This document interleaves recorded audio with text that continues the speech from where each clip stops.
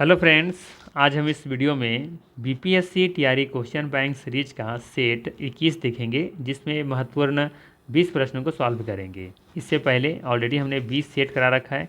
इन सभी वीडियो का link description में दिया हुआ है या फिर आप प्ले लिस्ट में जाके देख सकते हैं। साथ ही साथ अगर इन सभी का PDF फाइल चाहिए तो हमारा टेलीग्राम चैनल ज्वाइन कर सकते हैं। टेलीग्राम चैनल का लिंक डिस्क्रिप्शन में दिया हुआ है। ठीक, तो चलिए फिर शुरू करते हैं और देखते हैं आज का पहला सवाल। आज का पहला सवाल है, इकोसिस्टम में बैक्टीरिया किस रूप में क्रियाशील होते हैं? बताना है, इकोसिस्टम में बैक्टीरिया किस रूप में क्रियाशील होते हैं, एक्टिव होते हैं? ऑप्शन है उत्पादक, अपघटक, द्वितीयक उपभोक्ता, एक से अधिक होगा या फिर उपर्युक्त में से कोई नहीं। बीपीएससी टीआरई 3.0 6 to 8 के एग्जाम में पूछा गया था, जो कि ये पेपर कैंसिल हो गया था, शायद पेपर लीक का मामला आया था, है ना। तो इसका सही आंसर हो जाएगा ऑप्शन नंबर बी, अपघटक। इकोसिस्टम में बैक्टीरिया अपघटक के रूप में क्रियाशील होते हैं। ठीक है, ये भी याद रख सकते हैं कि ये पोषण के लिए, ये जो बैक्टीरिया है ना, ये पोषण के लिए मृत कार्बनिक पदार्थों पर निर्भर रहते हैं। वैसे इकोसिस्टम शब्द का सर्वप्रथम सबसे पहले प्रयोग किसने किया था? तो एजी टांसले के द्वारा किया गया था। ठीक है, एजी टांसले के द्वारा किया गया था। ठीक, तो आपको याद रखना है सिंपल सा कि इकोसिस्टम में बैक्टीरिया अपघटक के रूप में क्रियाशील होते हैं।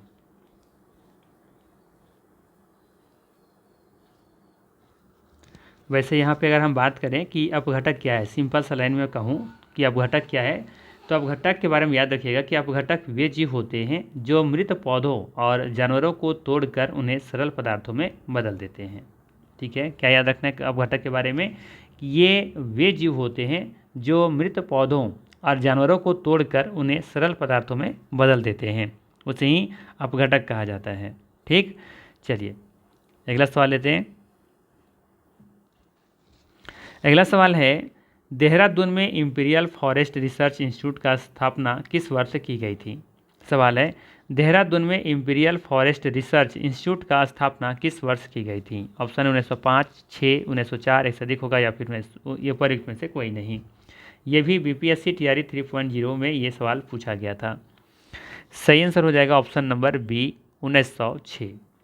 याद रखना है, इंपीरियल फॉरेस्ट रिसर्च इंस्टीट्यूट का स्थापना देहरादून में सन 1906 में की गई थी, जिसे वर्तमान में वन अनुसंधान संस्थान के नाम से जाना जाता है।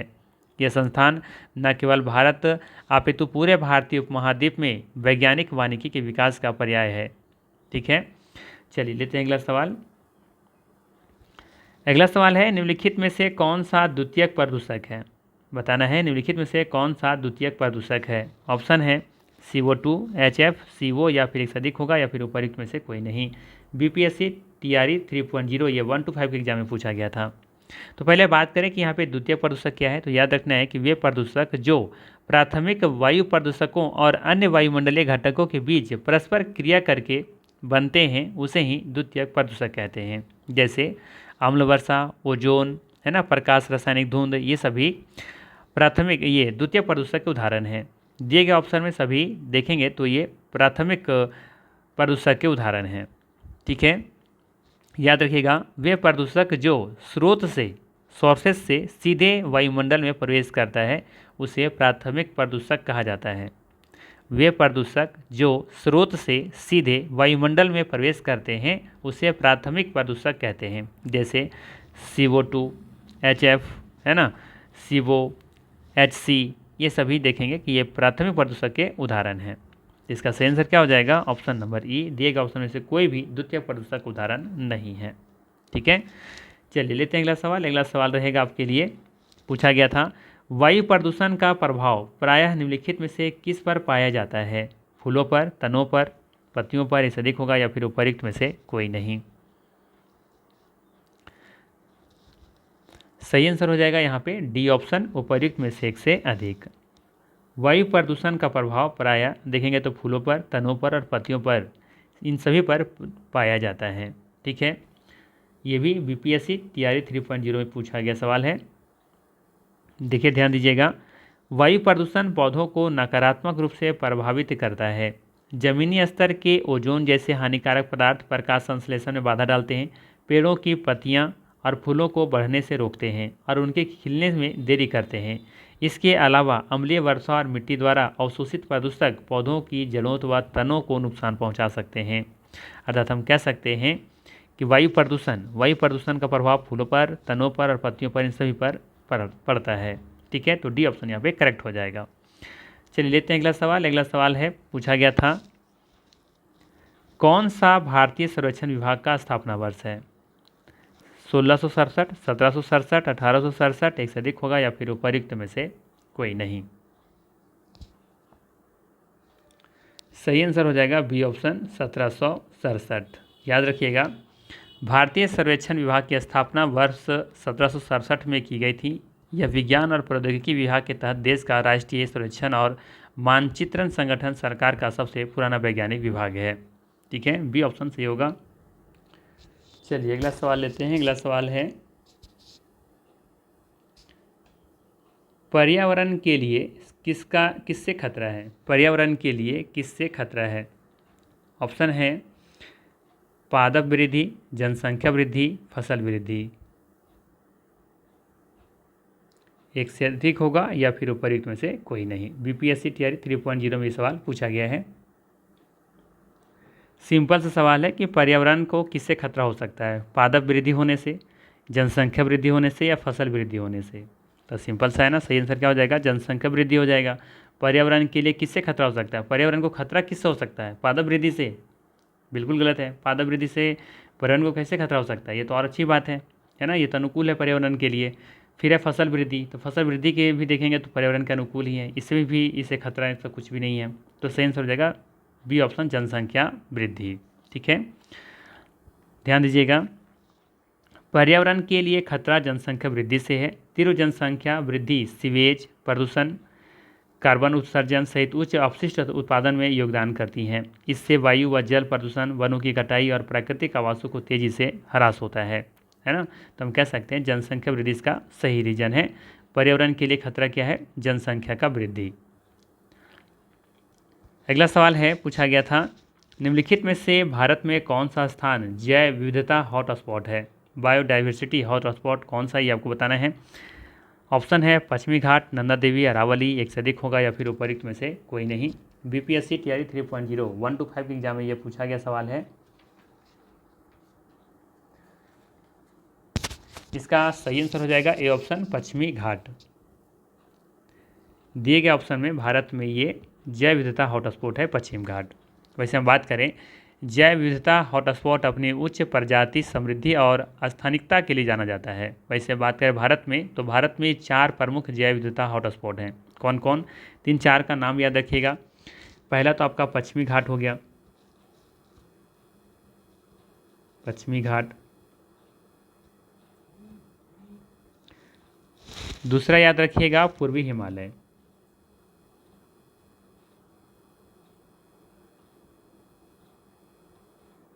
तीसरा है इंडो बर्मा क्षेत्र। ठीक है, इंडो बर्मा क्षेत्र।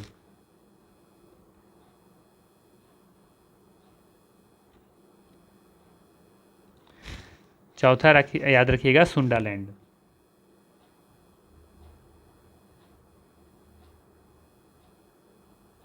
ठीक है, तो ये भारत में देखेंगे कि 4 महत्वपूर्ण जैव विविधता हॉटस्पॉट हैं। ठीक है ना, तो यहाँ पे ए ऑप्शन सही होगा। चलिए लेते हैं अगला सवाल। अगला सवाल है बीओडी, जिसे जैविक ऑक्सीजन की मांग कहते हैं, कि उच्च मात्रा इंगित करती है कि बीओडी, जिसे जैविक ऑक्सीजन की मांग कहते हैं, कि उच्च मात्रा इंगित करती है कि क्या इंगित करता है ये? पानी बहुत प्रदूषित है, पानी कम प्रदूषित है, या फिर पानी में सूक्ष्म जीवों की वजह से कार्बनिक पदार्थों का उपभोग ज़्यादा है, या एक से अधिक होगा या फिर उपर्युक्त में से कोई नहीं। बीपीएससी टीआरई 3.0 1 to 5 के एग्जाम में ये पूछा गया है। सही आंसर हो जाएगा ए ऑप्शन पानी बहुत प्रदूषित है। बीओडी अर्थात जैविक ऑक्सीजन की मांग की उच्च मात्रा क्या इंगित करती है? कि पानी बहुत प्रदूषित है।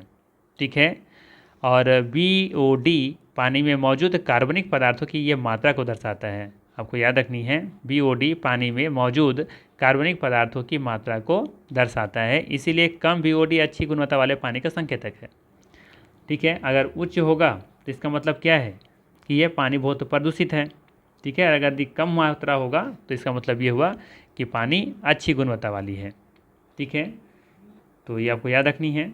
अगर यहाँ पर उच्च मात्रा लिखा है तो ये पानी बहुत प्रदूषित है, अगर बोला जाता है कम मात्रा में कम मात्रा क्या इंगित करता है तो ये पानी कम प्रदूषित है। ठीक है, चलिए लेते हैं अगला सवाल। अगला सवाल पूछा गया था कि मल के द्वारा प्रदूषित पानी में मछलियों की मृत्यु होती है रोगजनकों के द्वारा, या फिर गलफड़ों के बंद होने पर, या फिर ऑक्सीजन की कमी से, या फिर एक से अधिक होगा, या फिर उपर्युक्त में से कोई नहीं। आसान सा सवाल है, सही आंसर हो जाएगा सी ऑप्शन, ऑक्सीजन की कमी से। मल के द्वारा प्रदूषित पानी में मछलियों की मृत्यु कैसे होती है? ऑक्सीजन की कमी हो जाने से। ठीक है, देखिएगा, मल के द्वारा दूषित पानी में मछलियों की मृत्यु हो जाती है क्योंकि जल में ऑक्सीजन की कमी हो जाती है। जब जल निकायों में वाहित मल को डाला जाता है तो तालाब में अपशिष्ट जल तेज़ी से सड़ना शुरू हो जाता है, इसमें मछलियों की मृत्यु हो जाती है। ठीक है, तो ऑक्सीजन की कमी ये इसका प्रमुख वजह है। अगला सवाल पूछा गया है कि भारत में परवाल भित्तियाँ पाई जाती हैं। कहाँ पाई जाती हैं परवाल भित्तियाँ? हिमालयी क्षेत्रों में, या फिर अंडमान एवं निकोबार द्वीप समूह में, या फिर उत्तर प्रदेश में एक से अधिक होगा, या फिर उपर्युक्त में से कोई नहीं। सही आंसर हो जाएगा बी ऑप्शन, अंडमान एवं निकोबार द्वीप समूह में परवाल भित्तियाँ पाई जाती हैं। ठीक है, लक्षद्वीप में भी देखने को मिलेगा आपको। ठीक है, तो यहाँ पे बी ऑप्शन सही होगा। ध्यान दीजिएगा, भारत में परवाल भित्तियों का क्षेत्र अंडमान एवं निकोबार द्वीप समूह, कच्छ की खाड़ी, मन्नार की खाड़ी, पाक की खाड़ी, और यहाँ पे और होना चाहिए था, और देखिएगा तो यहाँ पे लक्षद्वीप समूह में पाए जाते हैं, है ना, जो कि कैल्शियम कार्बोनेट के बने होते हैं। वे समुद्री पारिस्थितिकी तंत्र को स्वस्थ बनाए रखने में सहायक होते हैं। इन्हें महासागर का वर्षावन भी कहा जाता है। ठीक है, परवाल भित्तियों को महासागर का वर्षावन भी कहा जाता है। अगला सवाल है जो कि पूछा गया था, प्राकृतिक संसाधनों के संरक्षण के लिए अफ्रीकी सम्मेलन किस वर्ष आयोजित किया गया था? सवाल क्या है, प्राकृतिक संसाधनों के लिए अफ्रीकी सम्मेलन किस वर्ष आयोजित किया गया था? ऑप्शन है 1968, 1990, 1980, 1960, या फिर उपर्युक्त में से कोई नहीं। बीपीएससी टीआरई 3.0 ये 6 to 8 के एग्जाम में पूछा गया था। सही आंसर हो जाएगा ए ऑप्शन, 1968। ठीक है, प्राकृतिक संसाधनों के संरक्षण के लिए अफ्रीकी सम्मेलन सितंबर 1968 में आयोजित किया गया था, और ये फिर बाद में 1969 में ये प्रभावी हुआ था। ठीक है, याद रखना है, 1968 में आयोजित किया गया था ये सम्मेलन, अफ्रीकी सम्मेलन, और फिर बाद में आगे चलकर देखेंगे तो 16 जून 1969 को ये संरक्षण, प्राकृतिक संसाधनों के संरक्षण हेतु ये अफ्रीकी जो संधि था वो प्रभावी हुआ था, लागू हुआ था। ठीक है, तो लागू होने का डेट अलग है और ये आयोजन अलग हुआ था। 1968 में इसे आयोजित किया गया था, और 1969 में इसे लागू किया गया था या फिर प्रभाव में आया था। ठीक है, तो याद रखना है। चलिए लेते हैं अगला सवाल। अगला सवाल पूछा गया है कि भारत में घड़ियाल प्रजनन केंद्र कहाँ स्थापित किया गया है? ऑप्शन है सुंदरवन, कॉर्बेट, मुरैना, एक से अधिक होगा, या फिर उपर्युक्त में से कोई नहीं। तो आप देखेंगे कि मध्य प्रदेश के मुरैना, ठीक है, मध्य प्रदेश के मुरैना जिला में घड़ियाल प्रजनन केंद्र स्थापित किया गया है। तो दिए गए विकल्प में सही आंसर हो जाएगा सी ऑप्शन। ठीक है, इसके अलावा ध्यान रखिएगा, यहाँ पे थोड़ा सा टाइपिंग मिस्टेक दिख रहा है, ये वाला यहाँ पे चंबल होना चाहिए था।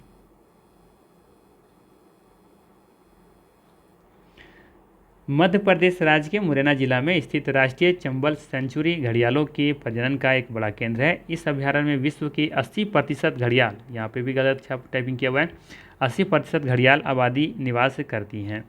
ठीक है, ये आपको याद रखना है। चलिए लेते हैं अगला सवाल। अगला सवाल पूछा गया था, इनमें से कौन सा कथन वनस्पतियों और जीवों की कमी का वैध कारण नहीं है? बताना है। इनमें से कौन सा कथन वनस्पतियों और जीवों की कमी का वैध कारण नहीं है? ऑप्शन है वृहद पैमाने पर योजनाओं का विकास, कृषिगत फैलाव, चराई और जलाने की लकड़ियों का एक भी कारण, या फिर उपयुक्त में से सदिक होगा या फिर उपयुक्त में से कोई नहीं। तो बात करें यहाँ पे पहला कथन के बारे में जो दे रखा है कि बृहद पैमाने पर योजनाओं का विकास। तो आप देखेंगे कि वनस्पतियों और जीवों की जो कमी हो रही है इनमें से ये भी कारण है कि बृहद पैमाने पर योजनाओं का विकास किया जा रहा है ना, ये तो रीजन है।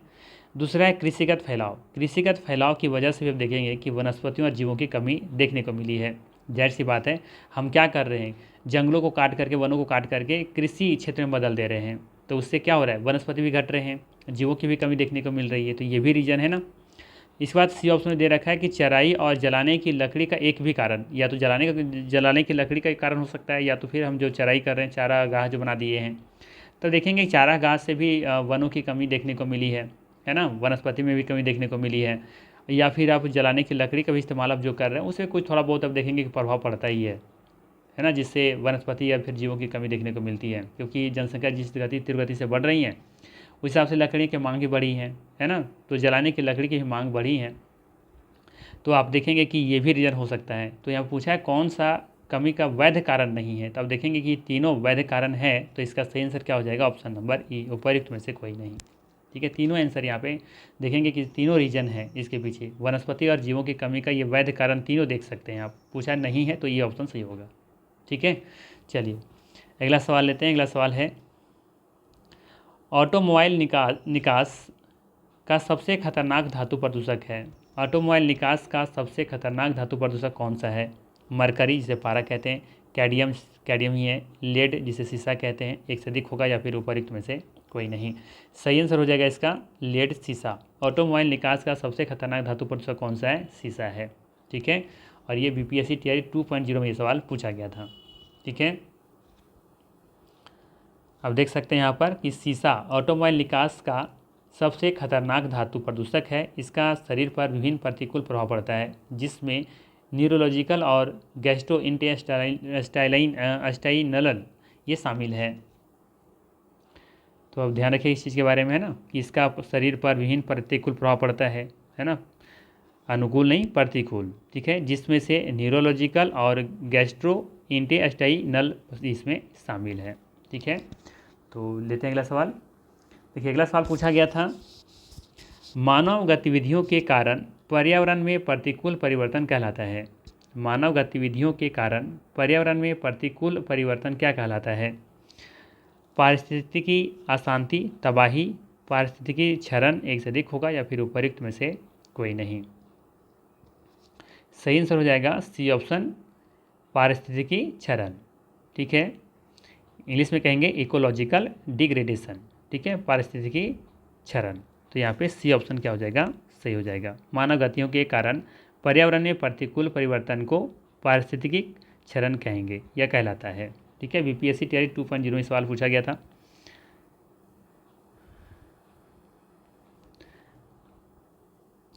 अगला सवाल है जो कि पूछा गया था, एक सींग युक्त गैंडा का गृह राज्य कौन सा है। एक सींग वाला गैंडा का गृह राज्य कौन सा है। ऑप्शन दे रखा है गुजरात, केरल, असम, एक से अधिक होगा या फिर उपयुक्त में से कोई नहीं। ठीक है, तो आसान सा सवाल है, सही आंसर क्या हो जाएगा इसका, असम। कई बार पढ़ चुके होंगे आप लोग कहीं भी, है ना, तो इसका सही आंसर क्या हो जाएगा, सी ऑप्शन, असम। एक सींग वाला गैंडा जो कि भारतीय गैंडा है, ये राइनो प्रजाति में सबसे बड़ा है। इनका प्रमुख गृह राज्य कौन सा है, असम है। एक सींग वाले गैंडे की पहचान एकल काले सींग और त्वचा के सिलवटों के साथ भूरे रंग से होती हैं। ठीक है ना, काजीरंगा राष्ट्रीय उद्यान असम एक सींग वाले गैंडे के लिए प्रसिद्ध है ना। ये भी याद रखिएगा कि इसे एक सींग वाले गैंडे को IUCN के लाल सूची में असुरक्षित के रूप में सूचीबद्ध भी किया गया है। ठीक है, चलिए लेते हैं अगला सवाल। अगला सवाल पूछा गया था कि भगवान महावीर वन्यजीव अभयारण्य कहाँ स्थित है। पूछा गया था कि भगवान महावीर वन्यजीव अभयारण्य कहाँ स्थित है। ऑप्शन है राजस्थान में, मध्य प्रदेश में, गोवा में, एक से अधिक होगा या फिर उपयुक्त में से कोई नहीं। बीपीएससी टीआरई 2.0 में सवाल पूछा गया था।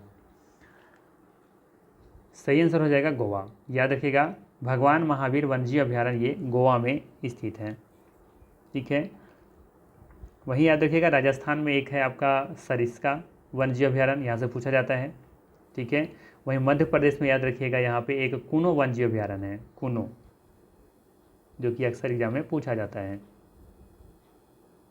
कुनो वन्यजीव अभयारण्य। जबकि राजस्थान में क्या है, राजस्थान में है सरिस्का। है तो बहुत सारा, लेकिन जो इम्पोर्टेंट जो एग्जाम में ज़्यादातर पूछा जाता है। ठीक है, चलिए अगला सवाल पूछा गया था, 5वीं बाघ गणना रिपोर्ट 2022 के अनुसार भारत में बाघों की संख्या कितनी है? 3167, 3267, 3067, एक से अधिक होगा या फिर उपयुक्त में से कोई नहीं। बीपीएससी टीआरई 2.0 में सवाल पूछा गया है। तो याद रखिएगा, 5वीं बाघ गणना रिपोर्ट 2022 के अनुसार भारत में बाघों की कुल संख्या 3167 है। ठीक है, और ये दुनिया के 70% से अधिक जंगली बाघों का निवास भी है। भारत में बाघों के संरक्षण के लिए 1973 ईस्वी में प्रोजेक्ट टाइगर शुरू किया गया था, जो कि कई बार हम बता चुके हैं पहले भी। यह देश के राष्ट्रीय उद्यानों में बाघों के लिए आश्रय एवं संरक्षण प्रदान करता है। ठीक है, तो इसका सही आंसर क्या हो जाएगा? ये ऑप्शन 3167। ठीक है, ये 5वीं बाघ रिपोर्ट 2022 के अनुसार बाघों की संख्या है भारत में। ठीक है, अगला सवाल लेते हैं। अगला सवाल है कि मेलघाट टाइगर रिजर्व का संबंध किससे है? पूछा गया था कि मेलघाट टाइगर रिजर्व का संबंध किससे है? उत्तराखंड, महाराष्ट्र, पश्चिम बंगाल, एक से अधिक होगा या फिर उपयुक्त में से कोई नहीं। तो इसका सही आंसर है महाराष्ट्र। याद रखिएगा, मेलघाट टाइगर रिजर्व कहाँ है? महाराष्ट्र में है। ठीक है, चलिए अगला सवाल लेते हैं। ये भी ध्यान रखिएगा कि यह टाइगर रिजर्व मध्य प्रदेश में सतपुड़ा हिल रेंज की दक्षिणी शाखा पर स्थित है, जिसे गविलगढ़ हिल कहा जाता है। ठीक है, वर्ष 1974 में से बाघ अभ्यारण्य घोषित किया गया था। यह प्रोजेक्ट टाइगर के तहत वर्ष 1973-74 में अधिसूचित पहले 9 बाघ अभ्यारण्यों में से ये एक है। ये यहाँ फिर से देखिएगा, हम शायद इसे मध्य प्रदेश पढ़ लिए थे। यह टाइगर रिजर्व मध्य भारत में है ना, ये मध्य भारत में सतपुड़ा हिल रेंज की दक्षिणी शाखा पर स्थित है। ठीक है, चलिए अगला सवाल है, हिमालयी भूरा भालू, एशियाई जंगली भैंसे, रेगिस्तानी लोमड़ी किसके उदाहरण हैं? बताना है आपको कि हिमालयी भूरा भालू, एशियाई जंगली भैंसे, रेगिस्तानी लोमड़ी किसके उदाहरण हैं? दुर्लभ प्रजाति या फिर विलुप्त प्रजाति या फिर लुप्तप्राय प्रजाति, एक से अधिक होगा या फिर उपयुक्त में से कोई नहीं। ये बीपीएससी टीआरई 2.0 में सवाल पूछा गया था। तो याद रखिएगा, हिमालयी भूरा भालू, एशियाई जंगली भैंसे, रेगिस्तानी लोमड़ी ये सभी दुर्लभ प्रजाति के उदाहरण हैं। ठीक है, ये ऑप्शन यहाँ पर सही होगा। ठीक है, और इसके अलावा याद रख सकते हैं कि दुर्लभ प्रजातियों के जीवों को प्रभावित करने वाले नकारात्मक कारकों की सक्रियता से छोटी प्रजातियां लुप्तप्राय या कमजोर श्रेणी में आने लगती हैं, इसीलिए इनके संरक्षण की विशेष आवश्यकता होती है। ठीक है, तो आपको यहाँ पे याद रखना है सिंपल सा। ठीक है, विलुप्त प्रजाति मतलब कि अब बिल्कुल जो विलुप्त हो चुके हैं, जो कि अब जहाँ पे इनका निवास स्थान है, निवास क्षेत्र, वहाँ पे अब ये देखने को नहीं मिलते, वैसे प्रजातियों को क्या कहा जाता है? विलुप्त प्रजाति कहा जाता है। लुप्तप्राय प्रजाति जो कि लुप्त होने के कगार पर है। ठीक है, तो ये था महत्वपूर्ण 20 प्रश्न। अगर वीडियो अच्छा लगा हो तो लाइक ज़रूर कीजिएगा, चैनल पर नए हैं तो सब्सक्राइब कीजिएगा। बाकी फिर हम लोग मिलते हैं इसी तरह के नेक्स्ट वीडियो में। Thanks for watching.